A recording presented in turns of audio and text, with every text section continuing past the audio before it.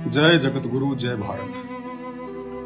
परमपिता परमात्मा, सारी सृष्टि के रचनहार, कुल मालिक, असंख्य ब्रह्मांडों के स्वामी, जगत गुरु, तीनों लोकों में प्रवेश करके सबका भरण पोषण करने वाले राजाधिराज, आत्माधार, नाथों के नाथ, देवों के देव महादेव, सर्वेश्वर महेश्वर, मृत्युंजय, अजरो अमर, आदि अनादि, सनातनी प्रभु, जगत पिता जगदीश्वर, श्री श्री 1008 की उपाधि के वास्तविक अधिकारी, अकाल मूरत, सौद स्वरूपी राम, वासुदेव, सर्वगतम ब्रह्म, परम पूज्य, प्रथम पूज्य, परम संत, परम पुरुष, परम धनी, परम दयालु, सत्य कबीर, हक्का कबीर, अल्लाहु कबीर, अल्लाहु अकबर, बाखबर, अल्लाह ताला, जगत के तारणहार, जगत के मुक्तिदाता, जगत के जगन्नाथ,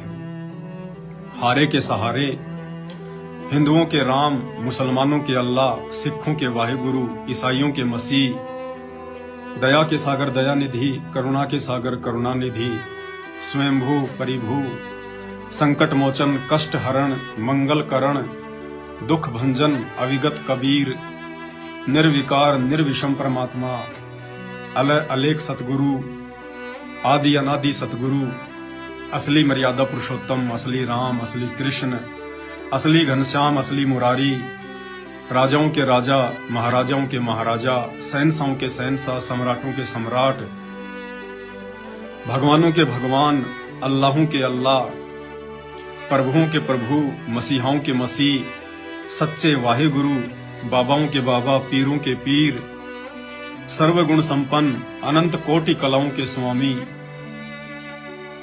युवा कबीर, समरथ कबीर, असमवात, अमित ओजा, योगियों में महायोगी, ध्यानियों में महाध्यानी, सिद्धों में परम सिद्ध, ज्ञानियों में तत्व ज्ञानी, ब्रह्म ज्ञानी, महाज्ञानी, सच्चे रहनुमा, करीम अल्लाह, सुभान अल्लाह, दुनिया के अंतिम पैगंबर, 8 सितंबर 1951 से गांव धनाना, जिला सोनीपत, हरियाणा, भारतवर्ष की पावन भूमि पे प्रकट रियल कल की भगवान संत श्रोमणी सतगुरु रामपाल जी परमेश्वर जी के चरण कमल में अनंत कोटि दंडोत प्रणाम।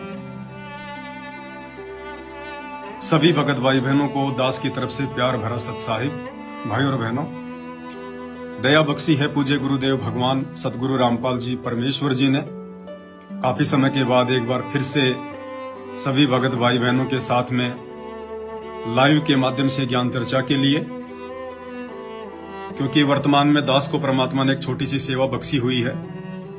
शंका समाधान पुस्तक जो परमेश्वर जी ने छपवाई थी आज से साल भर पहले, अब शंका समाधान के प्रत्येक पॉइंट पे परमात्मा वीडियो बनवा रहे हैं और वीडियो दास डाल भी रहा है।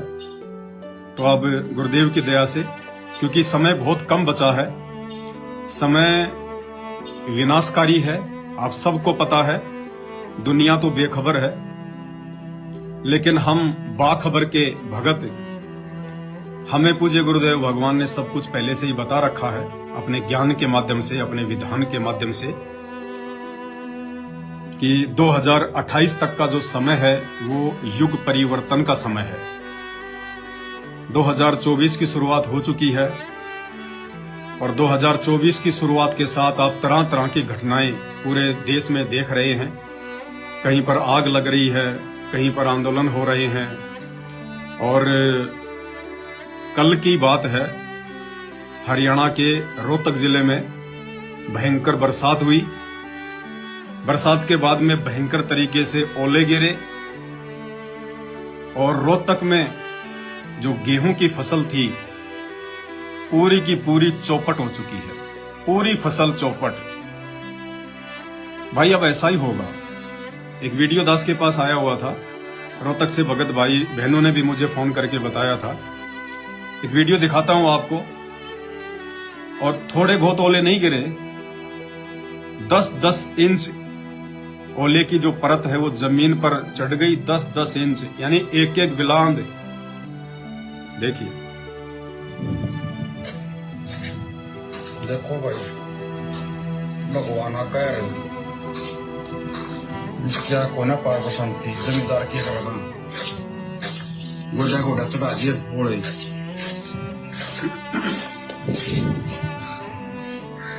शिमला बना दिया अड़ाई गेहूं का नाश्ता दिया देखो काट का पका दिया गेहूं कती एक एक बुलंद उड़े गिर दिए गेहूं बाल ले छोटी बोल जमींदार के करेगा काट का पका दिया गेहूं कती कि मैं सरकार न खा लिया कि मैं बाहर न खा लिया कि मैं राम जी पाछा लाग रहा है बस जमींदार का दे करोड़ा काम हो गया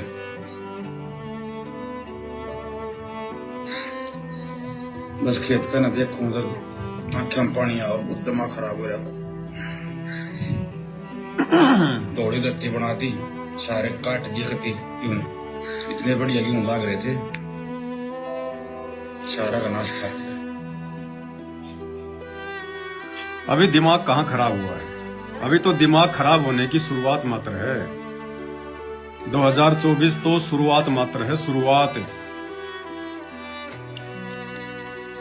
ऐसे ये दुनिया, पाखंड पूजा में फंसी हुई दुनिया, इन आधे अधूरे देवी देवताओं की, माई मसाणियों की पाखंड पूजा में फंसी हुई दुनिया, नकली संतों, महात्माओं, मंडलेश्वरों और शंकराचार्यों की पाखंड पूजा में फंसी हुई दुनिया ऐसे थोड़ी सतभक्ति से जुड़ेगी। वो परमात्मा कबीर देव जो आज साक्षात धरती पे प्रकट हैं, दुनिया को बंदर दिखाएगा, बंदर। अभी तो शुरुआत मात्र है 2024। अभी देखते जाओ, बरसात का सीजन आने दो, चारों तरफ से तबाही मचाएगी प्रकृति, चारों तरफ से। ये दुनिया वाले हर चीज को सहन कर लेंगे, सर्दी को, गर्मी को, बरसात को, लड़ाई को, झगड़ों को, क्योंकि हमें आदत हो चुकी है। लेकिन भूख सहन नहीं कर पाएंगे, भूखमरी को इंसान सहन नहीं कर पाएगा। एक दिन सह लेगा, 2 दिन सह लेगा, 3 दिन सह लेगा, फिर पेट पकड़ के बैठना पड़ेगा। तो भाई युग परिवर्तन का समय है, भयंकर भूखमरी आएगी, अकाल पड़ेगा, अकाल। दाने दाने को तरस जाओगे, दाने दाने को। जैसा सन 1720 में अकाल पड़ा था। परमात्मा कहते हैं दिल्ली के राजा महाराजाओं के वो लड़के, वो शहजादे जो नान और पुलाव खाया करते थे, 56 प्रकार के भोग खाया करते थे, उनको रोटी का टुकड़ा भी खाने को नसीब नहीं हुआ उस समय। परमात्मा कहते हैं शहजादे मांगत फिरे वो दिल्ली के उमराव, और जिन रोटी पाई नहीं जो खाते थे नान पुलाव। वो नान पुलाव खाने वाले राजा और राजाओं के लड़के, उनको रोटी का टुकड़ा भी नसीब नहीं हुआ था उस समय जब अकाल पड़ा था। 1 साल के अंदर अंदर परमात्मा ने दुनिया को उसकी औकात दिखा दी थी, औकात। जो दुनिया विज्ञान के ऊपर फूली फिर रही है कि हमने बहुत ज्यादा उन्नति कर दी, विज्ञान ने इंसान को चांद पर पहुंचा दिया, विज्ञान ने इतनी टेक्नोलॉजी दे दी, इंसान पहले ही सब कुछ पता कर लेता है, कहां सुनामी आएगी, कहां बाढ़ आएगी, कहां भूकंप आएगा। तो भाई ये रोहतक में जब मौसम बिगड़ना शुरू हुआ था, ऐसा तो है नहीं कि अचानक ही ओले पड़ गए। 1 आध घंटे पहले बादल भी छाए होंगे, घटा भी छाई होगी, गर्जना भी सुनी होगी आपने। तो अपने वैज्ञानिकों को फोन लगा देते कि भाई अपनी विज्ञान के माध्यम से, और अभी जो ओले गिरने वाले हैं उनसे हमारा बचाव कर दो। तुमने तो बहुत ज्यादा एडवांस टेक्नोलॉजी सेट कर रखी है, तुम लोग तो चांद पर पहुंच गए, सूरज पर जाने की तैयारी कर रहे हो, मंगल ग्रह पे जाने की तैयारी कर रहे हो। भाई ये ओलों से हमारी थोड़ी रक्षा भी कर दो। बोलो अपने विज्ञान को, अपने वैज्ञानिकों को, अगर इतनी सक्षम है तो विज्ञान है। उस परमात्मा के आगे ये विज्ञान, ये मिट्टी के धूल के बराबर भी नहीं है, धूल के बराबर भी। और ये क्यों हो रहा है ये, और आगे आगे इतना भयंकर विनाश प्रकृति क्यों करेगी, ये तांडव, ये कहर अब आने वाले समय में प्रकृति क्यों मचाएगी? वो प्रकृति ना किसी धर्म को देखेगी, ना किसी जाति को देखेगी, ना किसी क्षेत्र को देखेगी। जिन जिन जगहों पर जितनी ज्यादा पाखंड पूजा होगी, ये प्रकृति, ये काल उन जगहों पर उतना ही ज्यादा कहर मचाएंगे, कहर बरसाएंगे, कहर। और आप लोग अपने जितने भी यत्न है वो कर लेना, जितने भी यत्न है कर लेना। ये वैज्ञानिक ये कितनी कोशिश कर लेना, इन्होंने जो यंत्र बना रखे हैं कितना प्रयोग कर लेना, कुछ नहीं, 0/0, सबके सब फेल होंगे, सबके सब। तो ये हो क्यों रहा है? क्योंकि लोग आध्यात्मिकता से परिचित नहीं है, लोगों को भक्ति की जानकारी नहीं है। दुनिया सोच रही है बस ऐसे जन्म रहे हैं, ऐसे मर रहे हैं, दुनिया ऐसे ही जन्मती आई, ऐसे मरती आई है, ये तो होता ही रहता है। ये दुनिया, ये ब्रह्मांड, ये 21 ब्रह्मांड जिसमें पृथ्वी भी आ जाती है। परम पूज्य परमेश्वर सदगुरु रामपाल जी भगवान ने बताया कि ये पाप और पुण्य के हिसाब से चलती है, पाप और पुण्य के हिसाब से। अगर धरती पर पुण्यकर्मी आत्माएं अधिक हैं, धरती पर यदि शास्त्र विधि अनुसार, वेद विधि अनुसार धर्म कर्म होते हैं, तो इस धरती पर इतनी आपदाएं नहीं आती। परमात्मा प्रसन्न रहता है, समय पर बरसात करेगा, हिसाब की बरसात करेगा, अतिवृष्टि नहीं होती, ओलावृष्टि नहीं होती, बाढ़ भूकंप नहीं आते, महामारियां नहीं आती, जीव पर किसी प्रकार का कोई विशेष कष्ट नहीं आता है, जब इस धरती पर पुण्य की अधिकता होती है। और जब इस धरती पर पाप कर्म बढ़ने लग जाता है, लोग वेद विधि को छोड़कर पाखंड पूजा में अग्रसर हो जाते हैं, उस समय इस पृथ्वी पर धर्म का नाश होना शुरू हो जाता है, पाप की अधिकता होनी शुरू हो जाती है, जिसके चलते ये प्राकृतिक आपदाएं, ये महामारियां, ये कष्ट, ये परेशानियां इंसान को भोगनी पड़ती हैं।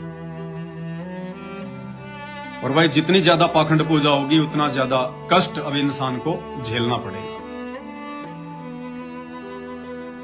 अब भाई आप लोगों ने तो झंडे लगा रखे थे बाबाओं के, किसी ने श्री राम जी का झंडा लगा रखा, किसी ने हनुमान जी का झंडा लगा रखा था अपने खेत में। अपने खेत पर जो मंडी बना रखी है, जो मंदिर बना रखे हैं छोटे छोटे, किसी ने तो श्री रामचंद्र जी का झंडा लगा रखा है, किसी ने हनुमान जी का, किसी ने माता जी का।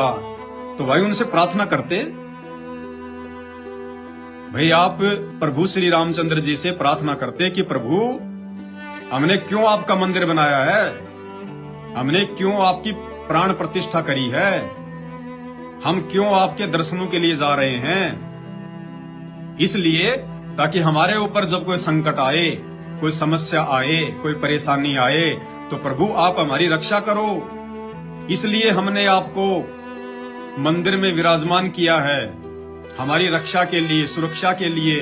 प्रभु आप भी हमारी रक्षा नहीं करोगे तो कौन करेगा?